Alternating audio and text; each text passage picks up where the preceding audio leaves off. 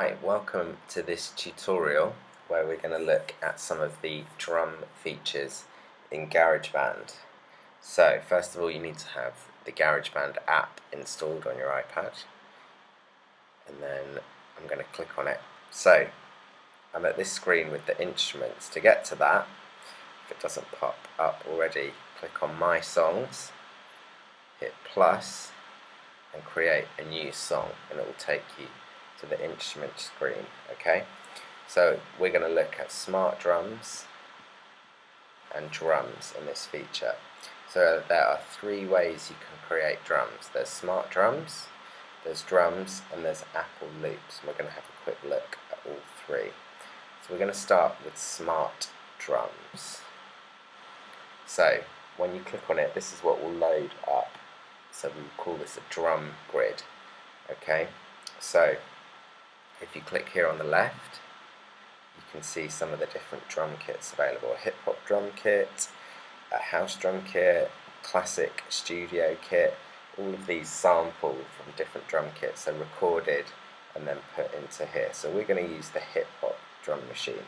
So if I click here at the moment, you can hear some of these different sounds. Okay, so the kick, clap, cymbals, etc. Okay, so what I'm going to do is I'm going to hit that, the on and off switch, and turn it on. This means that I can start creating some drum beats now. So all I need to do is, for example, take the kick and move it onto the grid, and it's going to create a pattern for me.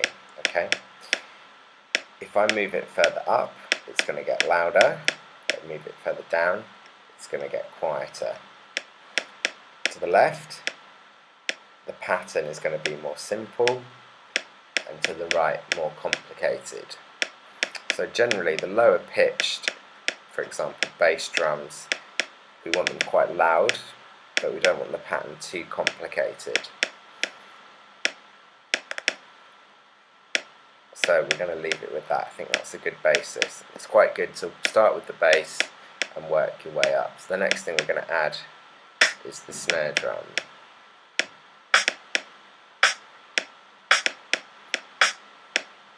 That sounds quite well balanced. I might make it a little bit louder. Then I'm going to add in my hi-hat. So this, probably something a little bit more complicated. If I move it here, you can hear the difference.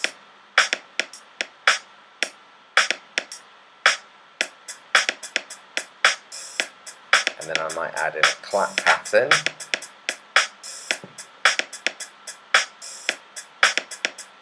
So that's a little bit too quiet to hear. Okay, so I'm happy with that. Now I can turn it off.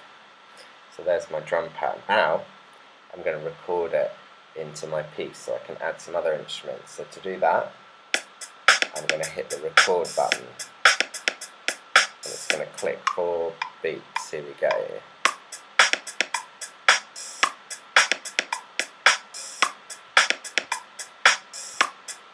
And now I'm going to stop it. Okay, so now if I press play,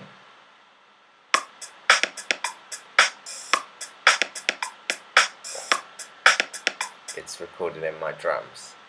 So that's smart drums, very useful, but you can end up with drum beats that sound quite samey. So in a minute we're going to look at how you can do everything from scratch. One quite good feature I'll show you is the dice, where it will just create a pattern at random for you, like rolling a dice, and reset will send everything back to the side.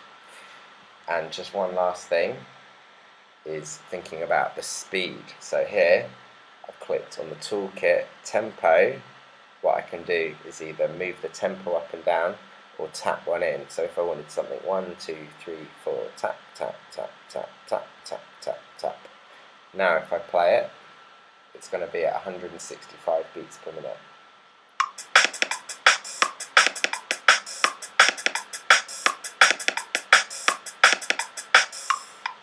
Okay, so that is the smart drums feature.